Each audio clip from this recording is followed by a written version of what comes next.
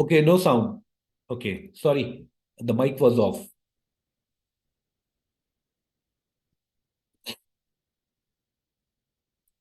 So if we go to the EPO, now it's clear, right? So if we talk about the EPO, as you know that in the EPO is basically an erythropoietin, and it's chemically it's a glycoprotein cytokines, which is mainly secreted by the kidney in adult, and by the livers during the infant patient, or in a childhood age.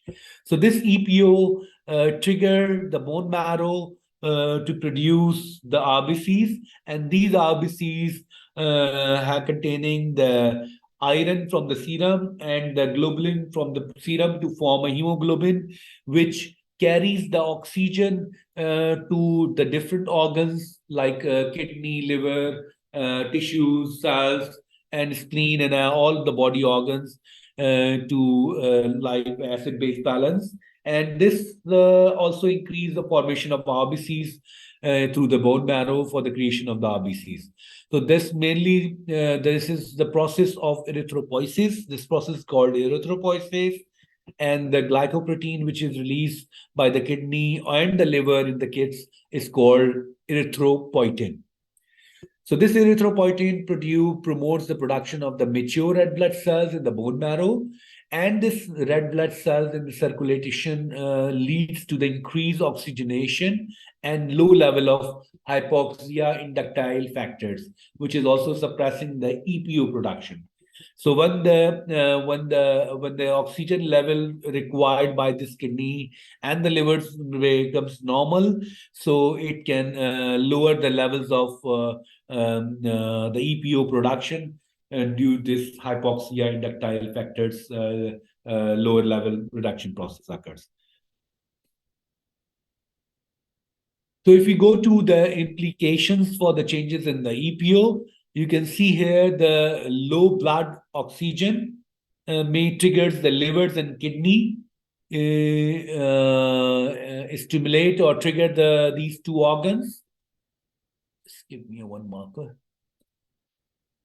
So the low blood oxygen trigger the kidneys and the liver, and then the liver release the EPO, right? Erythropoietin. And this erythropoietin trigger into the bloodstream, and then it goes into the red bone marrow. And then they stimulate this erythropoietin, that is called EPO. This process from here to this is called erythropoiesis. Like, so this RBCs, due to the stimulation of erythropoietin, produce or increase the number of red blood cells.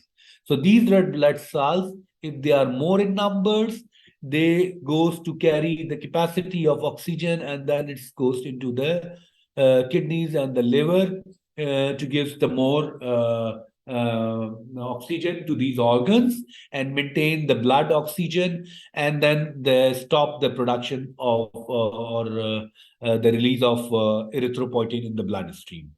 So, for example, EPO is produced when the people with the anemia, the more EPO level is also an early marker of the anemia as well. And also that the increased EPO level may be due to the secondary polycythemia. This may be happen at the high altitude or really because of the tumor that release EPO also. So inadequate secretion of EPO may also occurs in the chronic renal failure or chronic disease anemia and the polycythemia vera. So the erythropoietin levels in different conditions will help to diagnose either the polycythemia condition of the secondary polycythemia, or in some case of tumor or chronic renal failure, chronic disease anemia, and the polycythemia as well. So this is the clinical utilization of this assay when they are using that. If we go to about the anemia, so you know that the anemia is caused by the inability to make enough hemoglobin. The body RBCs does not have an adequate amount of iron and the globulin. That's why they are not able to produce the hemoglobin. And this has happened when the people feel the weak, exhausted, depressed, and irritable. These are the clinical findings of the anemic condition. And there is a kidney disease that the kidney will not able to make the EPO. This low EPO will also lead to the drop in the RBCs production, and then that cause an anemia condition. So this condition may also be early cause of the kidney disease and the worst kidney failure, and can be no longer make EPO. So if we talk about the normal CBC picture, complete blood count picture, there are three major cell component in the body. Like one, the red colors which contain a hemoglobin, which major function is to transport the nutrients and the oxygen from lungs to the different organ, and then from different organs to the lungs, the deoxygenated blood. So this is called the RBCs part. The other defense mechanism part from the immune systems producing cells, they include the macrophages, they include the monochrome monocytes, the basophil, neutrophil, eosinophils. So they have a different population of granulated and agranulated white blood cells, which helps to maintain the immunity balance within the bloodstream. While in the anemic condition, you can see that the red blood cells quantity is low comparatively as compared to the normal RBC, either through the low production of the bone marrow of the RBCs, or maybe due to the anemic condition, or maybe some other clinical condition, or due to the loss of blood during the surgery or some other reason. So the difference between that is the normal and the anemic cells is there. So if we talk about the anemia, global prevalence of anemia in the children between the age of 6 to 59, and the prevalence of anemia in the woman of the reproductive age between 15 to 49. So you can see that the whole world, including the South American countries like Brazil, Tanzania, and then these other countries in the African, like Sudan, are more prone to have a severe, means more than 40% of prevalence of anemia in the children aged between 6 to 59. But in also in that countries like the South America, the African countries, and in some Middle East countries, they have a prevalence of anemia and more in a reproductive age between 15 to 49%, which is above 40%, or maybe between 20 to 40%. So that's an extremely common in the young children and the pregnant women. And the WHO estimated that the 42% of children less than 5 years of age and 40% of pregnant women worldwide are anemic. So, according to that data, the 1/4 of the global population is estimated to be anemic, and their causes increases is more in the women, expecting mothers, young girls. And according to that, there is a 2021 data, 1.2 billion, 1.92 billion people had anemia. So that's a 3x fold increasing in our next 2 or 3 years. And this is an alarming situation for the whole world due to this anemia condition. So if we talk about the key points during the chronic disease, kidney disease, the anemic conditions, these then cause or affect are either to the EPO production, the hepcidin due to the renal clearance, and IL-6, which is also iron sequestration in macrophages, iron restricted erythropoiesis restricted to be EPO, the treatment and the moderator, exogenous EPO erythropoietin stimulating agent, and these are the all anemia and the chronic kidney disease needs and attention.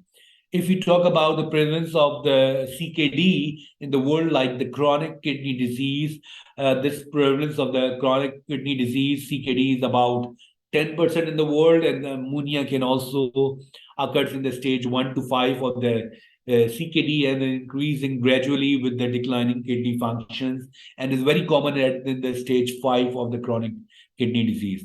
So you can see that the prevalence between 5 to 10% is more in the North American countries and the China, as compared in the Pakistan, the prevalence is more as compared to little bit as compared to the China, but it's between 10 to 15% in Pakistan, in the African countries, and the European countries are also have a big prevalence of anemia in a chronic kidney disease prevalence. So if we talk about more about the polycythemia. So what is polycythemia? Poly means many, cythemia means cells. So if we talk about that disease, in that disease, you can see that the hematocrit or hemoglobin concentration is elevated in these peripheral blood. So that's an overproduction of the bone marrow to produce more, to make the challenges of hypoxia condition. Because as you know that at a high altitude, due to the oxygen deficiency, the organs like kidney and livers, they trigger to produce the EPO, and these EPO stimulate the bone marrow to produce overproduction of the RBCs.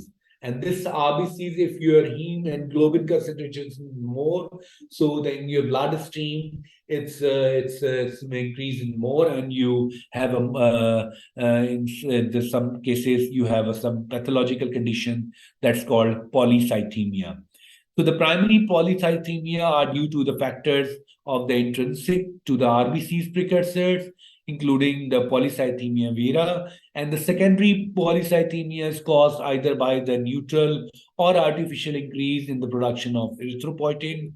Hence, in the increased production of erythropoietins, that maybe lead to the polycythemia. So you can see here in the normal peripheral blood smear of polycythemia contains more RBCs as compared to the normal blood, which contain WBCs, and RBC ratio is the normal base. So if we talk about the estimated incidence of polycythemia vera worldwide is 0.84% per 100,000, and the annual incidence of polycythemia vera is estimated at approximately 1 in 36,000 or 1 in 100,000, and the prevalence at 1 by 3,300 patient is existing. So this is about the polycythemia. And if we talk about the clinical application, it is an aid in the diagnosis of the polycythemia according to the British Society of Hematology. They said that the low serum erythropoietin levels may be an early indicator for the diagnosis for the polycythemia vera. So the British Society guidelines mention that the diagnosis for the criteria of PV required the EPO level monitoring. So according to the World Health Organization of 2016, polycythemia vera diagnostic criteria might be include the some abnormal level of EPO levels. So this is more important as compared to that, and this is required by that. So if we talk about the Chinese Journal of Hematology, there's a Chinese Journal of Hematology. If the hemoglobin value is 18.5 grams per deciliter in men and 16.5 gram per deciliter in the woman, or other evidence of increased erythrocytes volume, then the presence of JAK2V617F mutation and other functionally similar mutation, this is the main criteria for the rule out of the polycythemia vera. So the bone marrow biopsy and highly hyperplastic for the patient age with the predominantly erythroid granulocytes and megakaryocytes hyperplasia with the serum EPO levels, normal reference ranges levels, and the endogenous erythroid colony formation in the bone marrow cell culture in the vitros are the minor criteria for the rule out of diagnosis of the polycythemia. So the polycythemia vera is diagnosed with the two major and one major criteria, or a one major or two minor criteria are made. So these are the guidelines for the rule out of polycythemia vera. The based on the two major or might be one major, any one major or two minor. Any one major, either this, or with two major, like this, or maybe some like this and this. So these are the important criteria for the diagnosis of the polycythemia. Any question about that?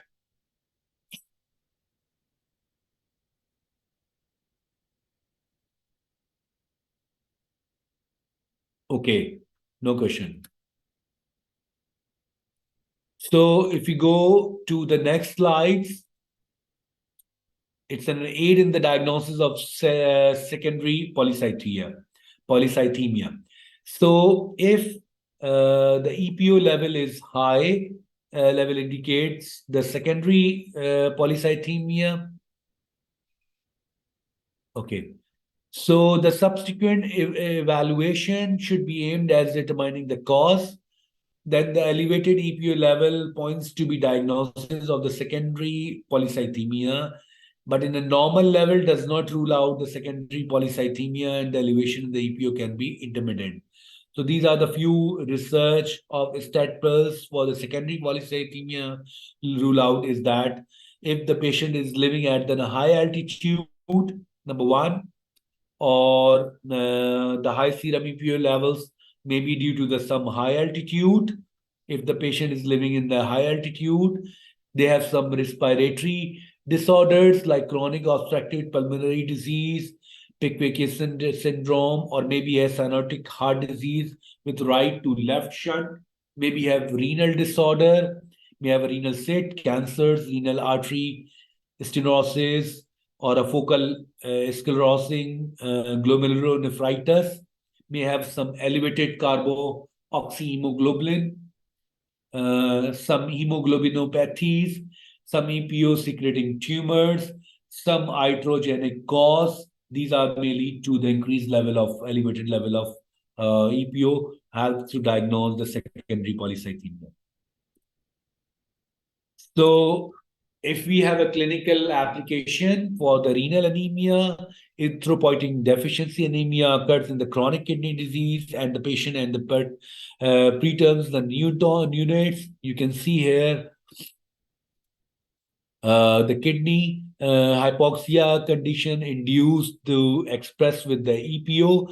This EPO have an induction for the different cells like the basophil erythroblasts and the proteoblasts and EPO.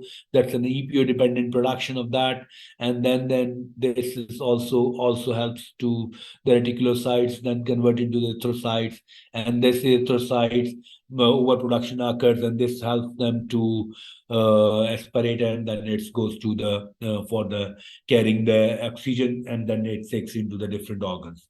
So in the chronic kidney disease, the renal anemia occurs, which shows that since the erythropoietin production and the fibroblast differentiate into the myoblast in response to the injury, and that may lead to the deficiency of the and then may lead to the anemia.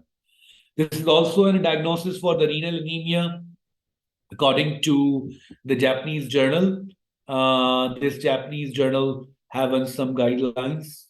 Like if we talk about some journals guideline, you can see here these guidelines. The crust is that's the mention that the possible determination with the organisms in the deficient in then the associated anemia, other anemia and hematological disorders, which have to rule out the testing of folic acid, B12, ferritin, etc. And the further testing for the serum EPO levels with the below than 50 MIU per ml, it also helps to identify the nephrogenic anemia in combination with the other renal function to diagnose the renal anemia.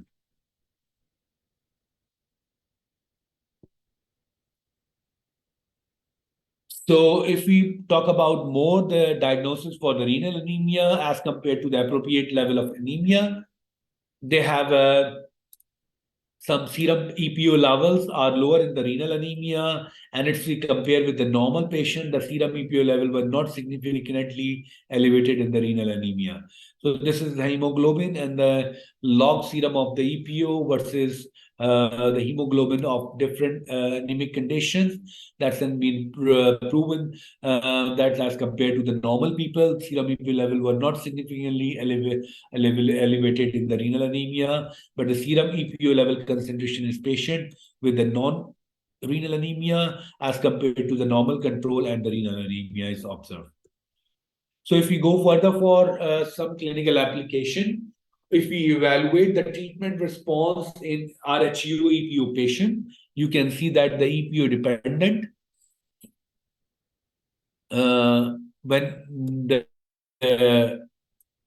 when the treatment response to the HU EPO patient, the patient cannot have or refuse a transfusion. It may be necessary to give the patient recombinant erythropoietin, and this recombinant erythropoietin recommend the body is stimulated to produce more RBCs, and this more RBCs production is used for the anemia due to the renal insufficiency, and then the chronic renal failure, dialysis or peritoneal dialysis, and so on.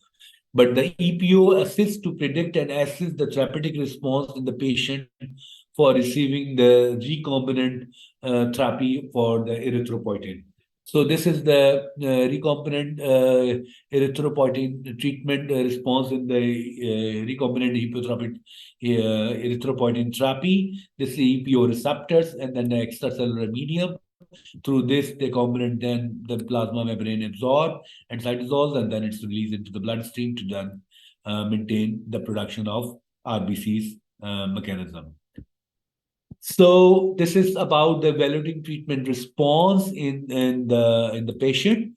If you talk about the evaluation treatment response in that patient, there's a different values, and then the reference ranges has been established by the manufacturer and the normal subject without anemia. So after the treatment, that it's have been concluded that the serum EPO level with the reference range between 9.1 to 30.8 would not be sufficient to correct the anemia and response.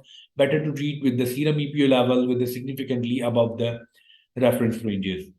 So this is the evaluation of the treatment response for the EPO recombinant patients treatment.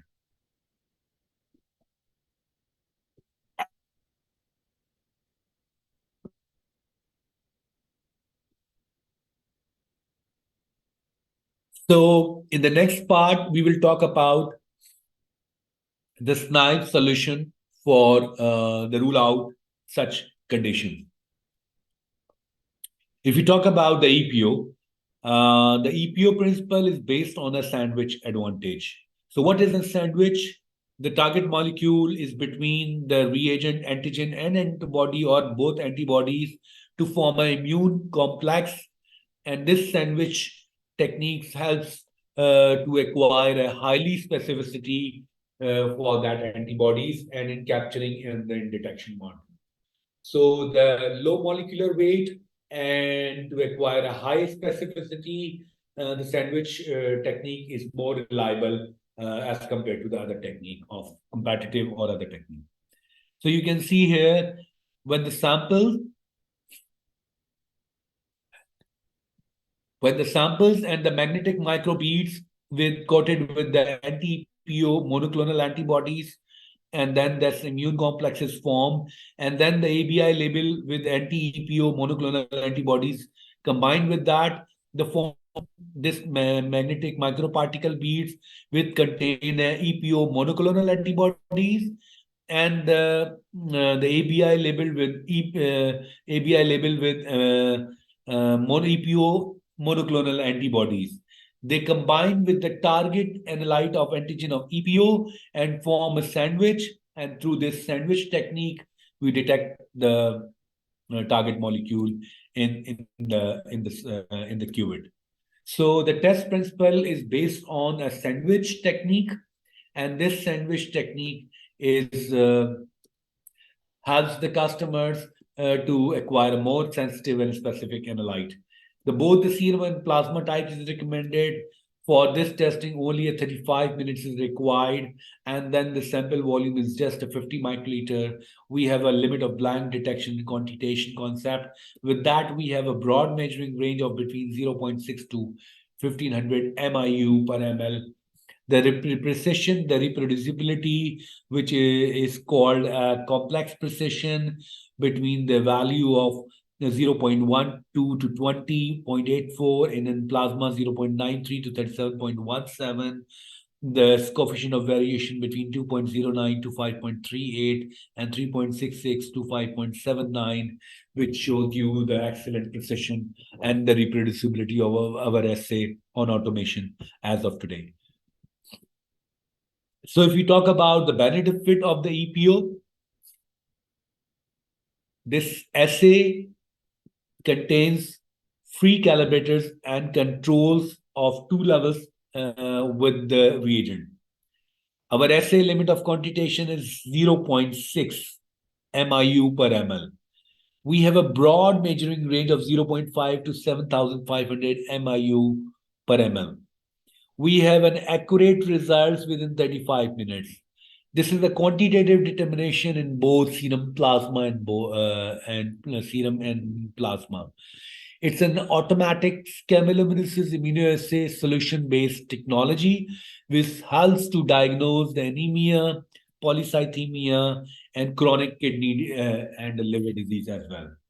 So these are the main benefit of the EPO. Other than this is on automation, which is a great help for the labs who have performing this EPO test in their performance.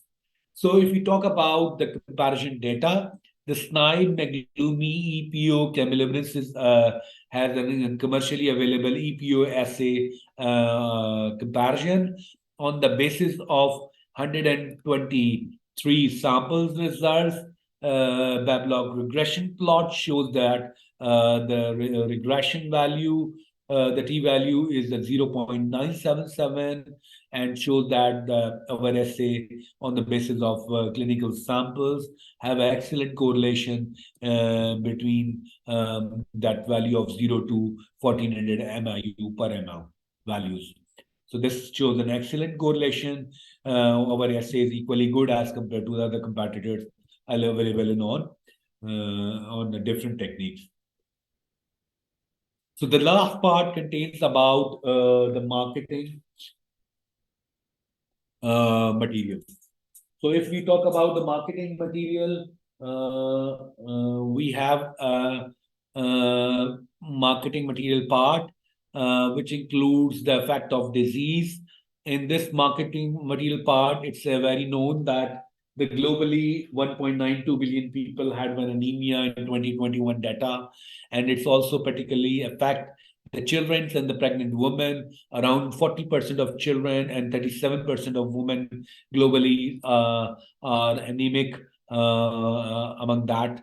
And the anemia is equally like to leads to the complication due to the chronic liver and the kidney disease, especially at the stage 5 of the chronic kidney disease. The large population has an incidence of anemia in less than 10% in CKD disease, and the different stage at the stage of the different 5 stage.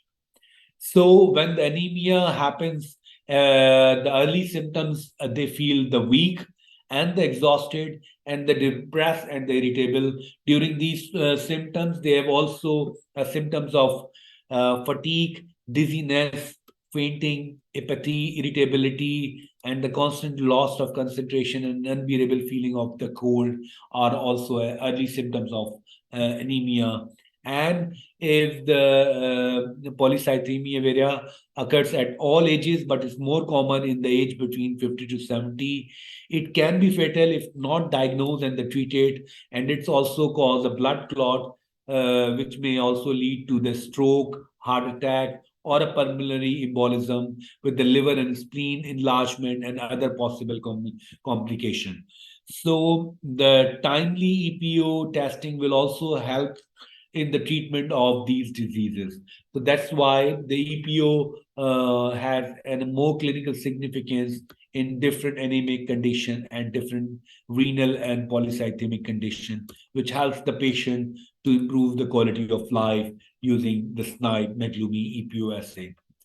So if we talk about the recombinant EPO drug market, so according to the global EPO market, the forecast by 2022 and 2025 is around increasing in up to a $3.11 billion dollars market. So the drugs are used to treat the anemia, the renal anemia, and the market size for the recombinant EPO drugs is expected to be reached by 3.11 billion by 2025. So the 2021 data is 1.10, and in some cases, this data is 1.92 billion dollars.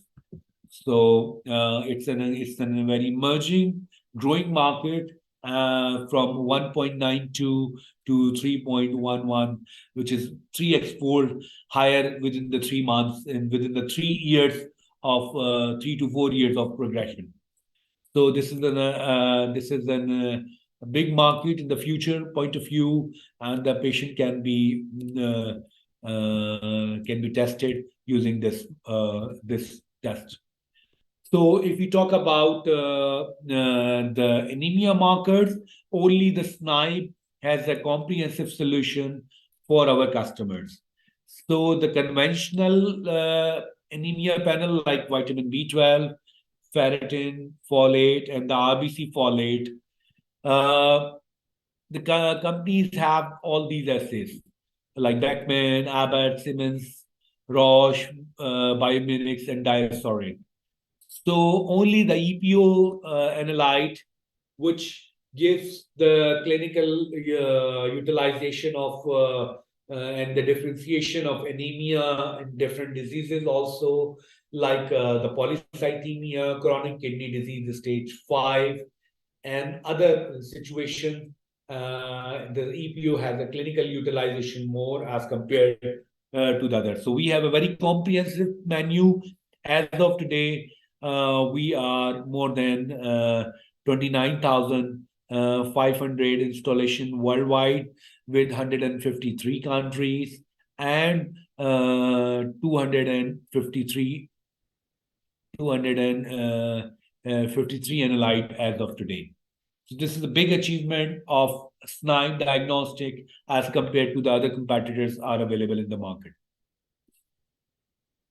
So if we talk about the reagent compare with the others, so we have different manufacturers like Snipe, Siemens, Atlica, and the Beckman. They have the test principle is sandwich, which is same with the Snipe. Both have a serum and plasma sample type recommendation. We have a very small sample volume. Aspirating volume is just a 50 microliter, while they have 185 microliters. Our first results will come in just in 35 minutes. We have a concept of limit of blind, limit of detection, and quantitation, on the basis of which we have a broad menu. And the linearity range is higher than as compared to the other competitors. So if we talk about the reportable event, we have a reportable interval of up to 7,500 MIU per ml, while they have also, but if the value exceeding more than 750, the other competitors need to perform results with either with automatic or manual dilution. But we have a broad measuring range, not only at the lower side, also at the upper side, which almost the double of other the competitors. So the very few repeat testing is required with the dilution is recommended due to the broad measuring range of SNIPE Meglumi EPUSA. So if we talk about the precision, that's the reproducibility means complex precision. On a different days, we have an excellent coefficient of variation as compared to the other competitors. So the robustness, the reliability, the accuracy, and the niche parameter availability from the SNIPE platforms gives us an opportunity to enter in a different labs.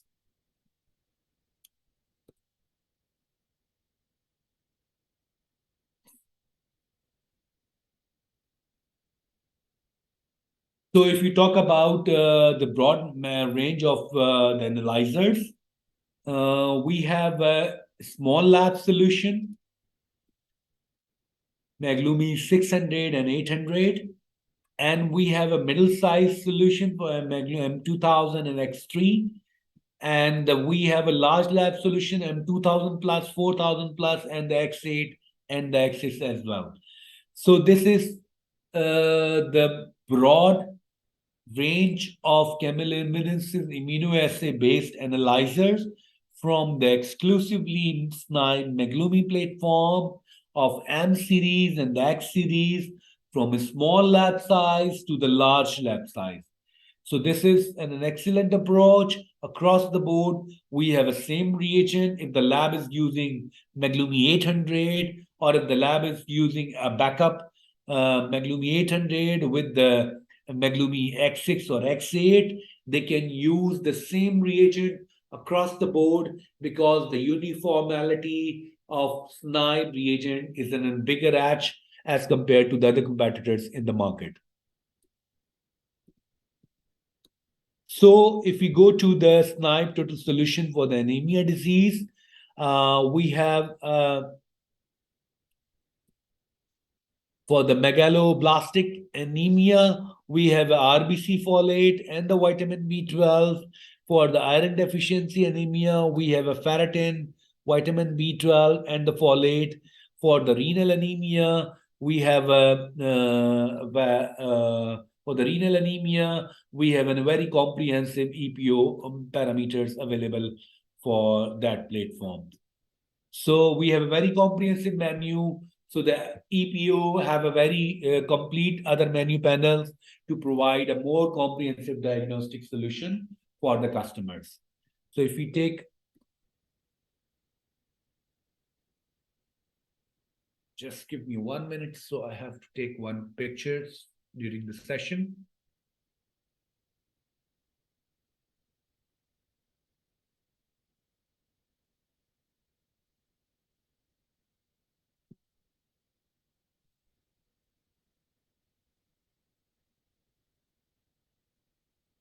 Okay.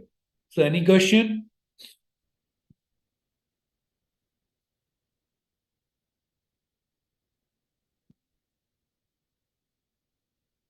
So if we talk about,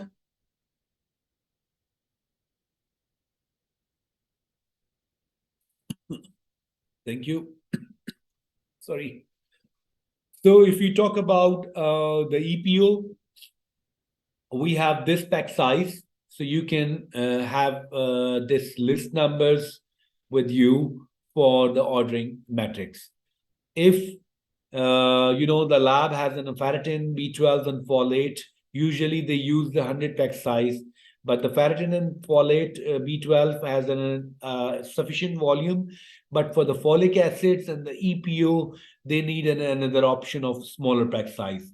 So we have a solution for those lab who have a low volume for the EPO and the folic acid. They can order us a 50 test pack size rather than to provide to ask us for the 100 test pack size. But for the ferritin and B12, we have a bigger solution. We have a 100 test pack size available from that platform.